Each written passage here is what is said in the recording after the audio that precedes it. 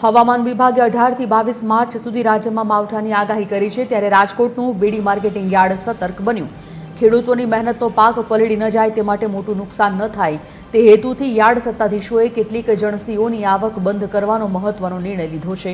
ઘઉં, તુવેર, મેથી, સૂકા મરચા, ચણા સહિતની 5 જણસીની આવક બંધ કરાઈ છે, જ્યારે કે ડોમમાં મગફળી, જીરું, લસણ, કપાસ સહિત 25 જણસીની આવક ચાલુ છે। અને માવઠાના આગાહીને લઈને અમે કાલે એવો નિર્ણય લીધો છે કે ખુલ્લા પટમાં જે પણ ઉતરતી હોય જણસી, જેવી કે ઘઉં, ધાણા, તુવેર, મેથી, સૂકા મરચાં, આ બધી ખુલ્લામાં ઉતારવામાં આવે છે। એટલે એમની આજે ખુલ્લામાં જે જણસી હતી એમની આજે હરાજી પૂરી થઈ ગઈ અને માલ વેપારીઓ આજ સાંજ સુધી કે કાલ સવાર સુધીમાં ભરી લે છે। જ્યારે અમારી પાસે ડૂમની પણ વ્યવસ્થા છે। ડૂમમાં પણ અલગથી 20 થી 25 જણસીઓ ડૂમમાં ઉતરતી હોય છે।